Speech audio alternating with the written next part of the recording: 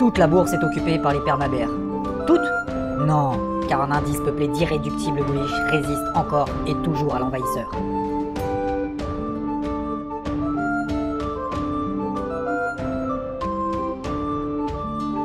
Et oui, avec la super potion magique, le Nasdaq a quand même hier, dans un lundi noir, terminé dans le vert.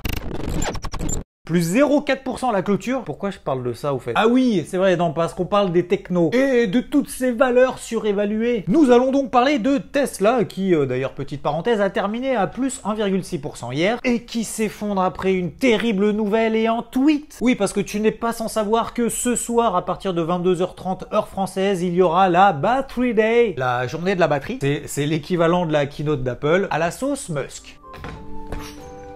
Putain, on touche pas au matériel.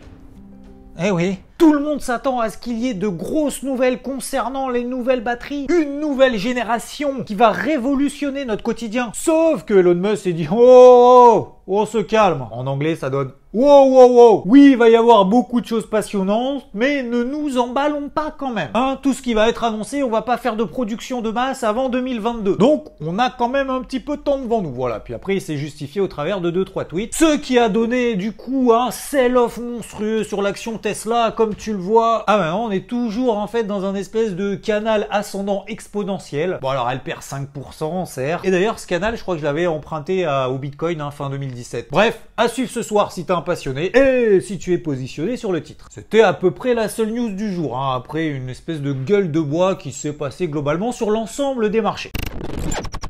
Et concernant le graphique du jour... Ça c'est le graphique du CAC ça? Pourquoi tu mets ça? Ah, tu t'es trompé. D'accord. Ouais, donc parce que le CAC, il a absolument aucun intérêt. Hein. Lui, ça y est, dès qu'il y a un pic de volatilité de 4%, hein, faut 48 heures pour s'en remettre. Parce que monsieur, il sort d'une sieste de 3 mois. Ah, il lui faut au minimum 48 heures pour s'en remettre. Hein? Ouais.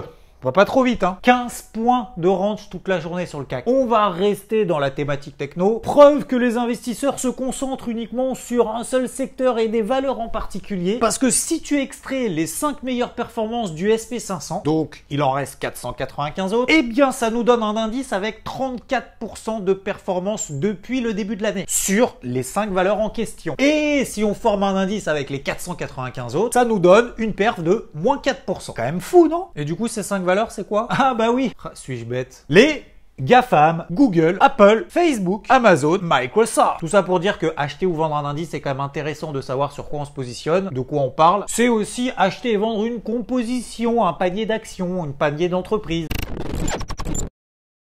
La persévérance est très importante, n'abandonnez jamais à moins d'y être obligé. Donc je te retrouve demain soir, 19h45 pétanque. Je te souhaite une très bonne battery day. Ciao!